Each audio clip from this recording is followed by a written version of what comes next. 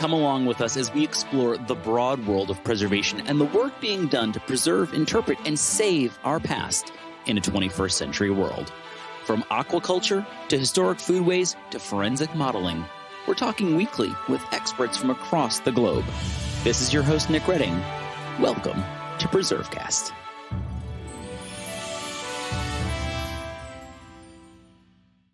Join us on this week's PreserveCast as we talk with Dr. Jocelyn Imani, the National Director for the Black History and Culture Program at the Trust for Public Land.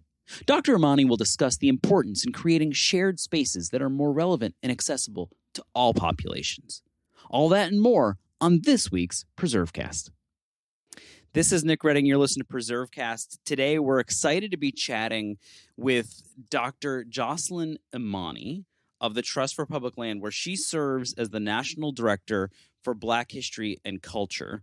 And we're going to be talking about what that means and how the Trust for Public Land is engaging in this work. But Jocelyn, tell us a little bit about your path into this kind of work. How does someone end up running this program? Are you the first person to run the program? What was your spark moment? How did you get involved in history? Why does it matter to you? Tell us your story. That's so many good questions. Okay, so I am the first, but I shan't be the last.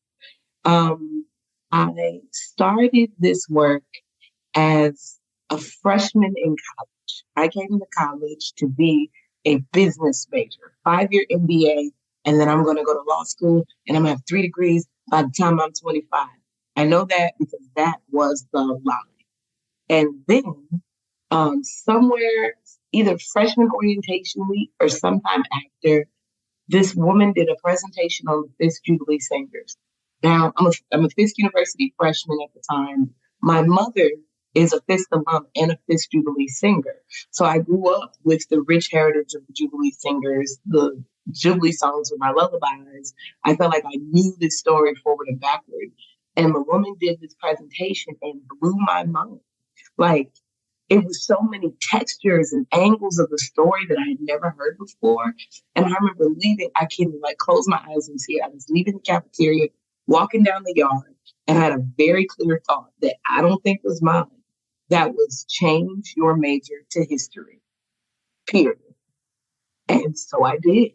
I changed my major to history. And I called my mom and I was like, Mom, I'm so excited. I'm going to change my major to history. And she said, I don't know what you're going to do with that, but all right. and that began my career in the field. I now know that those campus tours I was giving as a student ambassador was my first experience with frontline interpretation. I now know that the oral history project that I did as a college student was an entree into that element of the field. And then I did so many things. So I finished my bachelor's at Fisk, got a PhD in history at Howard. So grateful that I came up on the field of public history. I came this close to leaving history because I thought it was boring. And I almost went to applied anthropology. And I love my anthropologists, but I'm glad I stuck with public history. I started working in the Park Service. Ranger Jocelyn led to doing my postdoc at Smithsonian. I was part of the inaugural staff with the African American Museum, National Museum of African American History and Culture. And then let's see what else. And then I freelanced. I had a consulting firm and freelanced in DC for a bit and did all types of public history. Anybody who's paying me a good check. And then I found this job. I had gone back to the Park Service and I found this job on LinkedIn. And when I read it, I was like, oh, this is all of the things that I do. It's outside, it's history, it's memory. Oh, it's all these things. I can do this. And I applied and I got it. And I have to ask you, the woman who gave the lecture, does she know that she's responsible for all this? Good work. Her name is Dr. Crystal DeGregory, and she knows this. She often jokes, and she says, "Don't have your mama blaming me for this."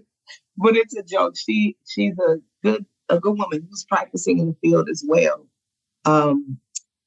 Where is she now? I think she's down at Bethune-Cookman, and she's done an amazing amazing job in her career, Dr. Crystal DeGreg. It's so interesting. You're probably 200, I don't know exactly which number this will be, 280th, 285th episode or something like that. We're closing in on 300. And I feel like at some point we need to look back at all of them and be like, what got people into all these things? And I feel like you talk about anthropology, there's sort of these cultural, what do they call them in anthropology? Sort of things that cross all cultures. And there's things that cross all people in preservation and history. And almost invariably, whether it's a parent or it's a great professor, or there's somebody who sparks that love or kind of sets something off.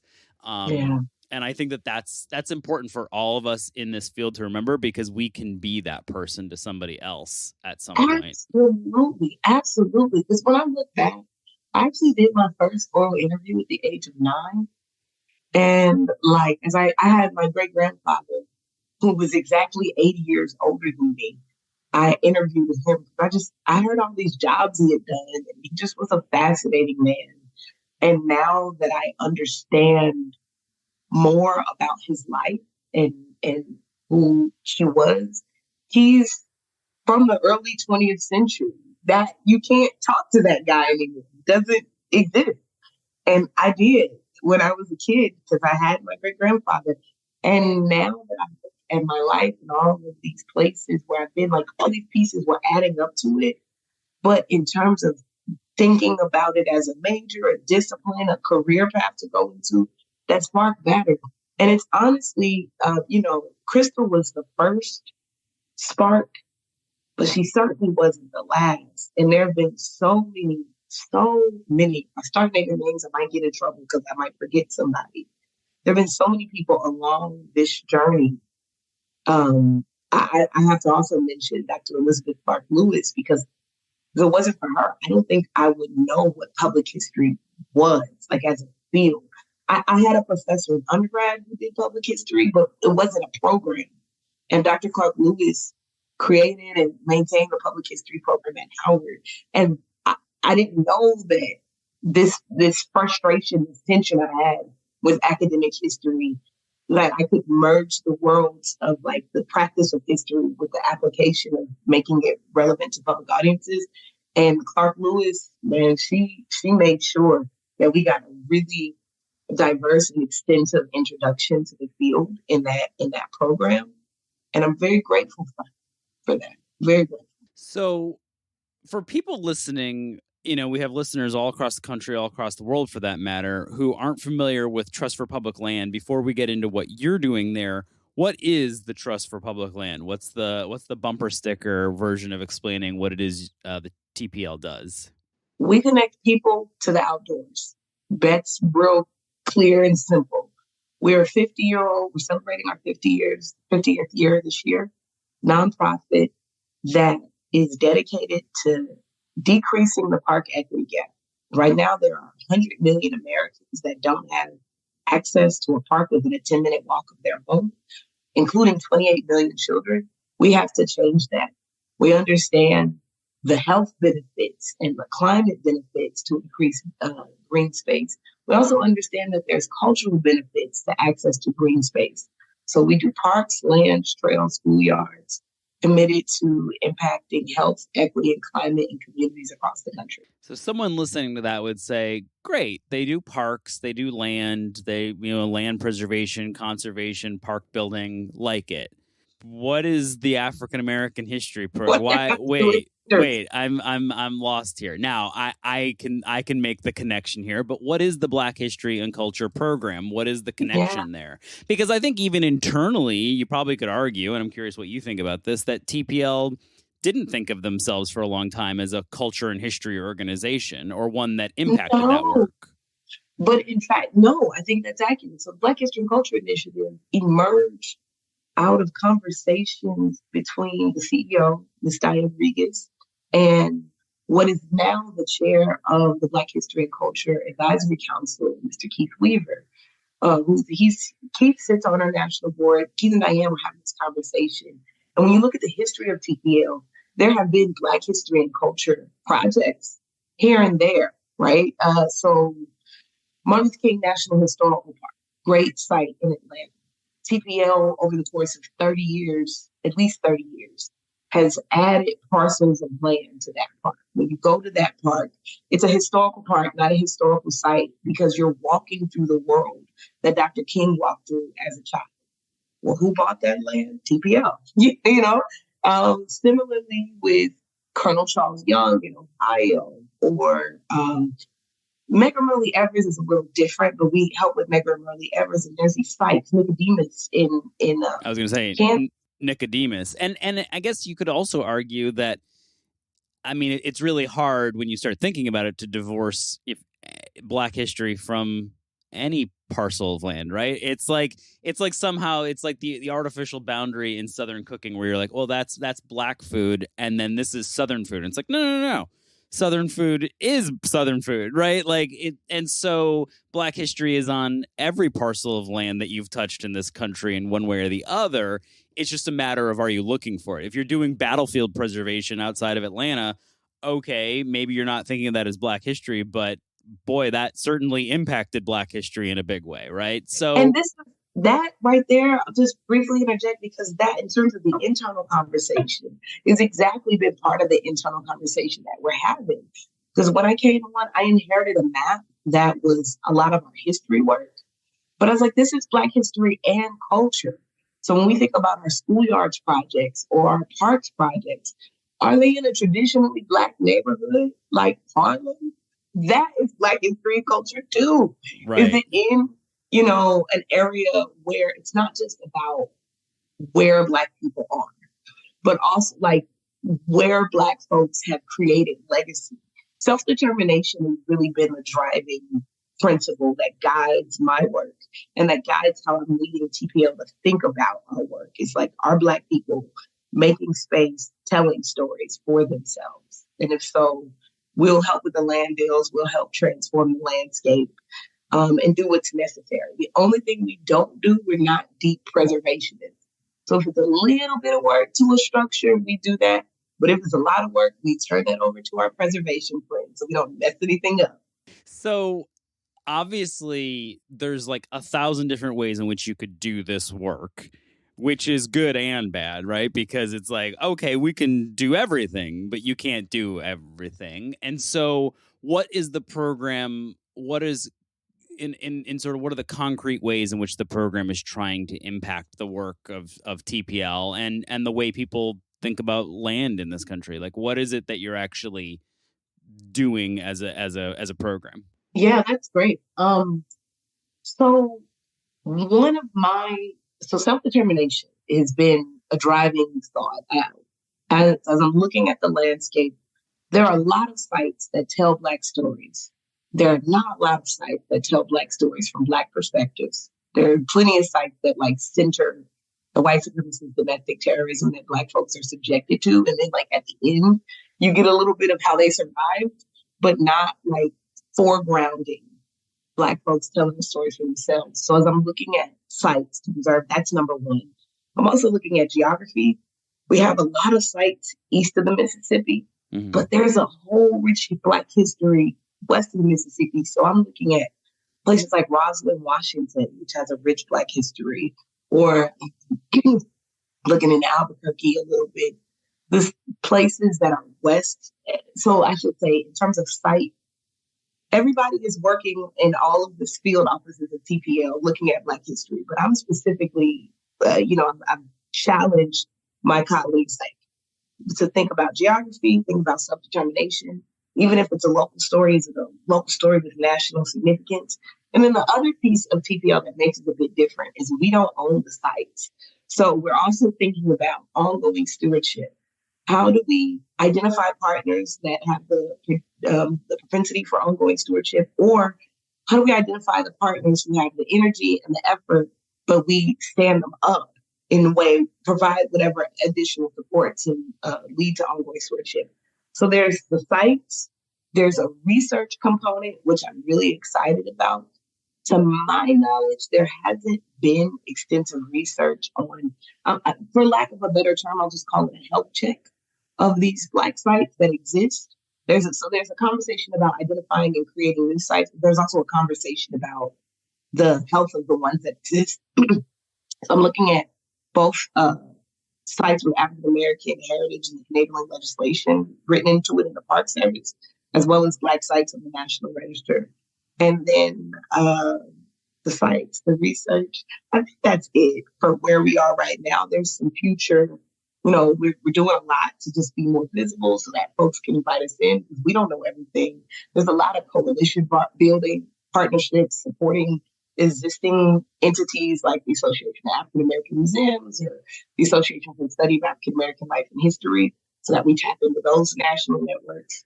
Yeah, we got a lot of moving pieces going on, but it's good. So it's a huge project, and I mean it dovetails again. You mentioned too the National Register. I think at one point you kind of flagged it. It dovetails with the fact that a lot of these sites either aren't recognized on the National Register for their association with African American history, or it's like a footnote or a passing reference. Is there an effort to correct the record as well? Is that part of the process, or is that sort of a future phase? It's a future phase because first, we got the list. Number one, the National Register. We don't exactly know every Black site that's on the register because there's some structural challenges with how things are coded. But the ones we know, which is I have a list of just under 3,000 African American sites on the register. Then the next phase is to research them. So I have a brilliant colleague that I've brought on just to do this project to figure out what's the status of them, have they had capital investment, what's the stories that they tell. And the one question that I'm really excited about is how did these sites get on the National Register? Because in analyzing that data, will we be able to see some vectors, some patterns? What patterns can we figure out? So once we get through this phase of research, which probably through the end of the year, to do that initial analysis of the Black sites in the National Register, then the next piece will be like, okay, so what patterns do we see emerging in this analysis to figure out, okay, in the state of North Carolina, are there these 3 folks that are always writing these nominations?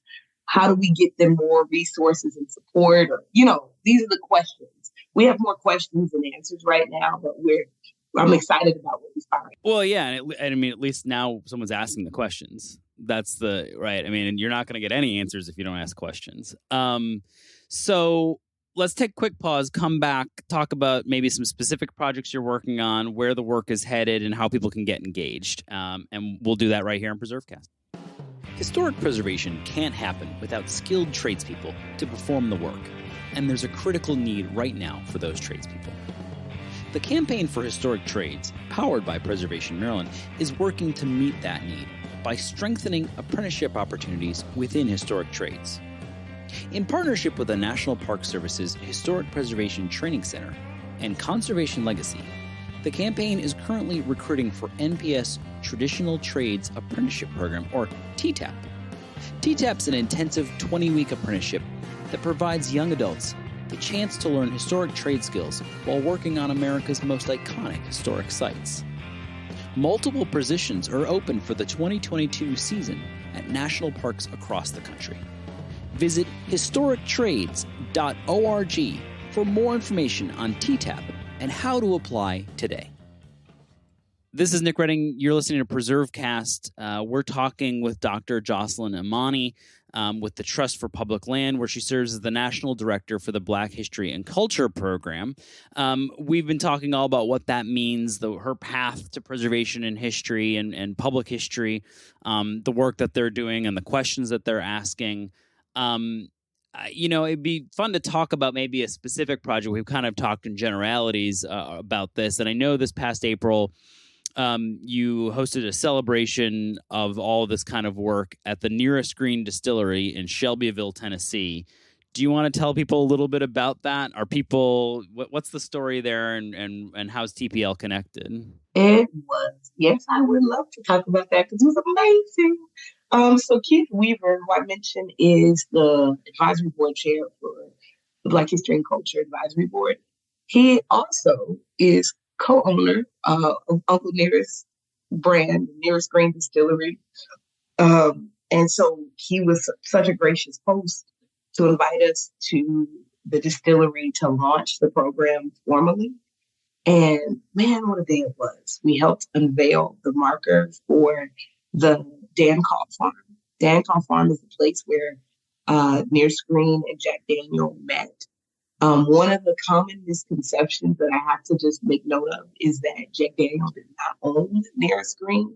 Jack Daniel was like a boy who was they were both working for a preacher named Dan Cole. And so, I will spare you all the details. Please look it up. It's an amazing story. But we unveiled that marker, which is a part of Tennessee Historical Commission's formal marker program.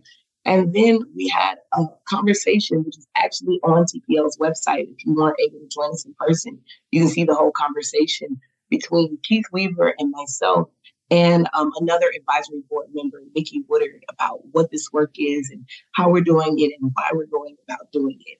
And it was a really good time. And I have to say, part of my practice is my faith, in that I just believe that I'm doing this for more than me. And that moment was one of those moments that felt like everything was alive. Because even Keith is in Shelbyville, which is just like an hour south of Nashville. I'm a Nashville native based in Nashville. We didn't know that we were an hour apart from each other when we started this work, but it just worked out wonderfully.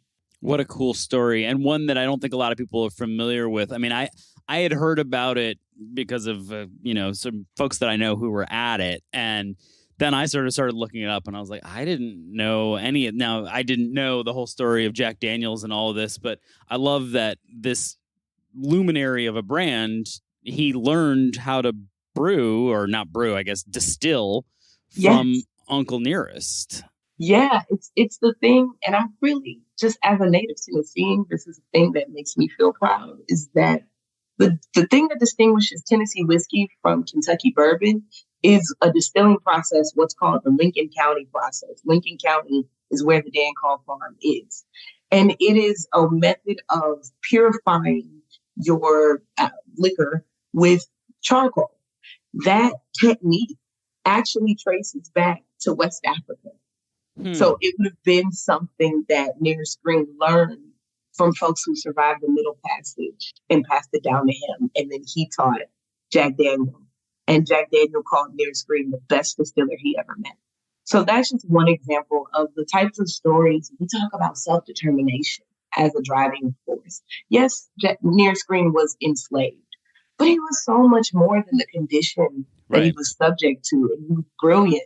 And it's an honor and a privilege to lift his name up every time I can. And I'm trying to find more and more stories just like that, I know. And now it's a good reason for me to go out and buy some Uncle Nearest for the weekend. Absolutely. I mean, it's historical research. It's only appropriate. Absolutely. 1884, 1856. And then if you can get to Shelbyville, because the only place you can buy the master blend is at the distillery, and it's amazing. Fascinating. And I also love there's something really great in this story that eventually we'll have to talk about, which is that they were both working for a preacher. We got to know who this and the church are on the same grounds. Of course they were. There's just something so American about that is sort of painful. So, one thing I'm curious about is there are so many, I was at this dedication yesterday here in Maryland of a new national heritage area, and we had the Piscataway people there and Governor Moore talking about sort of the power of history, and that we have nothing to be scared of if we know what our history is, because we stand on the shoulders of our ancestors. And there are so many different stories. So here in Southern Maryland, just as an example, there are the stories of the indigenous people. There's the stories of the enslaved. There's the stories of the white indentured servants, and all these different stories that come together to kind of create this blend of a place, like so many places in the country. Is TPL kind of looking like, obviously Black history is such an important and critical component to it, but is then there the indigenous piece? Is there the LGBTQ piece? And is that like an empire that you will then command of all of these different stories on the landscape? I sometimes joke, I'm like Tito Jackson on the bass. I hit my lane, just stay in my little pocket. No. We are hiring a national tribal and indigenous lands director to be somebody who would direct that tribal work. My colleague Danielle Dank, who's our national schoolyards director, has been doing that. Like, there's a fantastic partnership with Bureau of Indian Education to remake tribal schoolyards, but there's work beyond schoolyards that needs its own director. But then, as far as other identities, we're going to hold on Black history and culture and tribal for there. But I know for me, when I'm thinking about Black history and culture, I'm specifically thinking about it in a very intersectional way. Right. So, like, Stonewall is a Black history and culture story for sure, because Marsha P. Johnson, you know. And as I'm looking at additional stories to tell and preserve, I'm looking at queer icons, looking at, you know, I really want to flip our national understanding of Blackness on its head. If that's my big picture goal. It's gonna take a few years, but I would love to collect sites that really disrupt our popular narratives. And because we've been queer, the country's been Black, we've been indigenous, all of these things that folks are looking at as like new interest in identity history. These folks have always existed. Their histories have been suppressed. So it is my honor and my privilege to give voice to some of those ancestors. Because when I tell my students, like, our ancestors want to be found. They want their names to be spoken. They want their stories to be told. So it's just my job to dig it up and give it space to tell itself, you know? That's such a wonderful way of kind of framing that and kind of thinking about all these different ways of looking at the landscape and all the different histories there. And I also love the optimism that I forget exactly how you said it, you're going to turn the understanding of Blackness on its head. And then, like you said, it might take a few years. So I'm glad that you gave yourself at least 24 months. But yeah, it might take the rest of my life, but that's okay. Yeah, no, it's just and I guess if people are interested in getting engaged in this work, someone's listening and like, this is awesome. Either they want to be supportive or they have a story or a place that they think should be acquired or protected and they need a partner. How do they engage with the work? You know, I know a lot of your work is kind of looking internally at TPL and then thinking about externally how TPL presents itself and the stories it's going to tell and how it interprets them. But if someone's listening and wants to get engaged, you know, we can put a link in the show notes and everything like that. So someone can click on something. But what are the ways that you're kind of engaging the public in this? Oh, so I'm traveling a lot. A lot of folks are finding me on LinkedIn. I will say that if somebody wants to send a message on our contact us page, I do get those. Like, that's not a general, like, go see my people. No, I really do get them. If you send a message on tpl.org under contact us, I do get them. And yeah, I think that's the best way to get in touch with me is there. And I'm on LinkedIn, but you know, depending on my travel schedule, I may not be as responsive. But if you send a message on tpl.org under the contact us part, I will get it. And people obviously can be supportive of TPL. They can make a gift, and I suppose they can direct it to this program if they're interested. Yes, they absolutely can. If you go on tpl.org and you type in Black history and culture in the search bar, I'm doing it now to make sure I'm telling the truth. It shows up immediately where we are. It shows up the page that is the landing page of all the Black history and culture stuff. You can make a direct gift. I will make sure that you get the exact link. Yep. So that people don't have to take these steps. But everything, if you want to learn more, you type in Black history and culture, everything that we have done, all the stories, all the things show up so you can learn more there for sure. And that's obviously the best place to catch up and see what the projects are too, and the updates and all that kind of stuff. And I was going to say, like, what are you working on right now? You're going to hang up with us, pour yourself a glass of Uncle Nearest, and then what are you working on now? Let's see. So there's work that is TPL work, like our staff is doing it, and then some of the work through the initiative is just supporting our external partners. So what I'm working on right now, we're getting ready for the Medgar Murray Evers National Historic Site reopening with the Park Service. It's in We're recording this at the end of May in just a couple of weeks, at the beginning of June 8th. Well, the site will reopen to the public, and there's a whole thing there, and I'm getting ready for that. Let's see, there's a Masonic Hall. We've added another parcel to Martin Luther King National Historical Park, the Prince Hall Masonic Lodge, which was the home of WERD radio station, as well as the home of the Southern Christian Leadership Conference offices. We've added that, so we have some pieces to do for that. I'm really excited about a gift we made in support of Compton Community Garden, which is a community garden in Los Angeles that was under threat of being sold to developers. And I'm so grateful that we helped to save it and to keep it as a community garden in an area where this work is much needed. So that's what's coming to mind right now. But I'm also I'll be in Seattle and Roslyn soon, looking at some potential projects there. I'm traveling a lot like a crazy person, but I get tired sometimes, but I'm so grateful to do this work that I just, I take a nap and get back to it. It comes across, and it's exciting to talk with you. We ask everyone, it normally makes people's skin crawl, particularly people we, interview, what is your favorite historic place or site? And maybe it's what your current historic place or site is, or with some people, it's what's the last one that you went to that you loved? Historic site, not a museum. Well, it could be it could be a museum. Because I really love two Mississippi museums in Jackson, Mississippi. I think. Okay, which ones are they? What'd you say? Which of the museums? Two Mississippi museums. It's like they merged the State Museum and the Civil Rights Museum to make it two Mississippi museums. And I think they have this amazing classroom installation that really brings you into a deeper understanding of what education in the segregation era was like. That I think is real sharp. I liked that a lot. It's not my favorite, but it's what comes to mind. It's something because I'm getting ready to go back to Jackson. I'm like, I want to see that again. I know it's very difficult to mention a favorite because that's hard. I also loved Nicodemus. I am going front. Everybody should try to get to Western Kansas. The prairie was not kind to my allergies, but it was kind of a trip for me to be in the middle of what felt like nowhere and feel at home.